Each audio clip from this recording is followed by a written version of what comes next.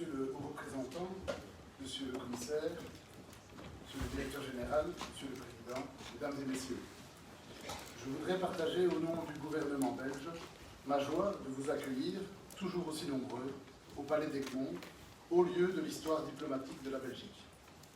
J'ai le privilège d'ouvrir cette 12e conférence spatiale européenne à un moment particulier, puisqu'elle se tient dans la foulée à la fois de l'adoption d'une nouvelle et ambitieuse feuille de route par le Conseil ministériel de l'ESA et de l'installation d'un nouveau Parlement européen ainsi que d'une nouvelle Commission européenne.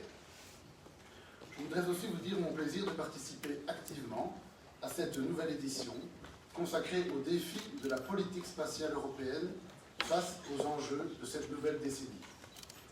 Nos rencontres constitueront l'opportunité précieuse de débattre de nos nouvelles ambitions et de nos nouveaux projets.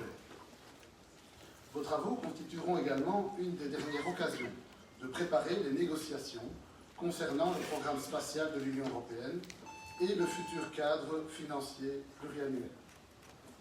La Belgique a historiquement toujours été convaincue de l'importance de l'aventure spatiale. Cette conviction est encore renforcée par notre contribution ambitieuse à la dernière ministérielle de l'ESA, ainsi qu'aux programmes spatiaux de l'Union.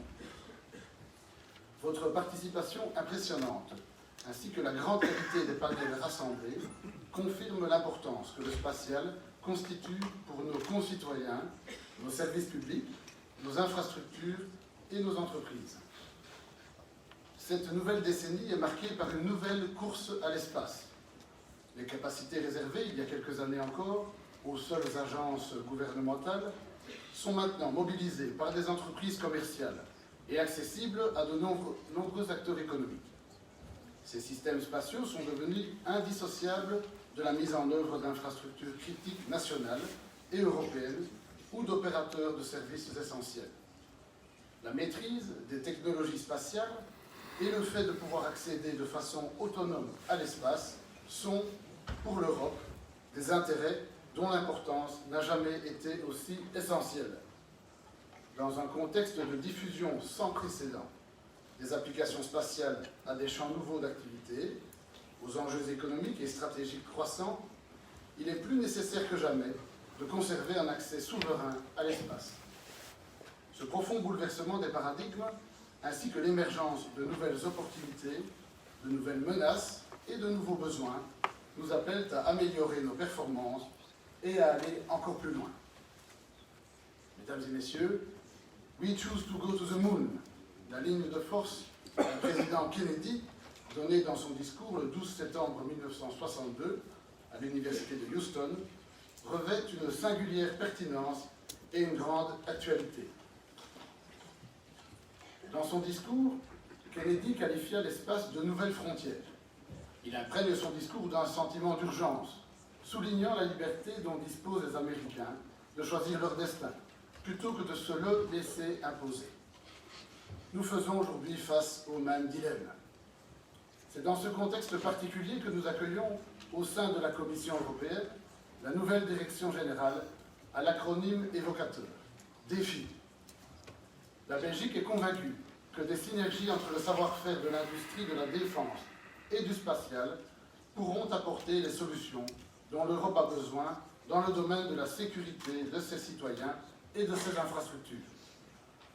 Si nous avons fêté les 40 années d'Ariane à la fin de l'année dernière, nous avons un nouveau rendez-vous avec l'histoire. Le premier vol d'Ariane 6 aura lieu fin de cette année. Il en sera de même pour les nouveaux lanceurs Vega. La garantie d'un accès autonome à l'espace nous est assurée par la variété des lanceurs dont nous disposons, et plus particulièrement par l'activation du dernier lot d'Ariane 5. Les nouveaux lanceurs destinés à voler entre 2021 et 2023 seront produits dans les usines d'Ariane Group, en France et en Allemagne, et dans celles de ses partenaires industriels européens, dans les 13 pays participant au programme Ariane 6. Ariane Group coordonne un réseau industriel regroupant plusieurs centaines d'entreprises, dont 350 PME, dans 13 pays européens. La Belgique est particulièrement soucieuse de contribuer à la consolidation d'un accès autonome à l'espace. Le gouvernement s'y est largement engagé à l'occasion du dernier conseil ministériel à Séville. Cet engagement permettra de consolider la position d'industriels de premier ordre et de créer, au travers de Vega et Ariane, environ 150 emplois en Belgique. Cet engagement a également pour effet de dynamiser un tissu industriel complexe et diversifié, ainsi que nos institutions scientifiques et académiques. Les ambitions évoquées impliquent également de faire la mesure nécessaire des enjeux de sécurité afin de protéger efficacement nos infrastructures tant contre les menaces physiques que cyber. La cybersécurité spatiale revêt pour la Belgique un domaine de la plus haute importance. Le gouvernement a identifié cet axe et en a fait une deuxième priorité au travers des engagements souscrits également à Séville. Nous devons la success story des lanceurs à la volonté de rassembler les meilleurs autour d'un projet fondateur. Rassembler les meilleurs autour d'un projet fondateur. Je formule le vœu que la sécurisation des infrastructures spatiales et de l'information rencontre la même dynamique. La Belgique a l'ambition de devenir un acteur central de la cybersécurité et confirme la position de l'ESEC-Arredu comme centre de référence en matière de cybersécurité pour l'ESA et de manière plus générale pour l'Union.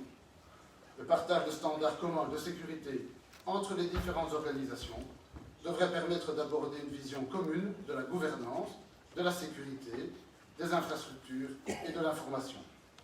Mesdames et messieurs, durant ces prochaines heures, l'avenir du spatial européen reposera sur votre passion, votre créativité, votre expérience et la qualité de vos échanges. Je vous souhaite de fructueux débats.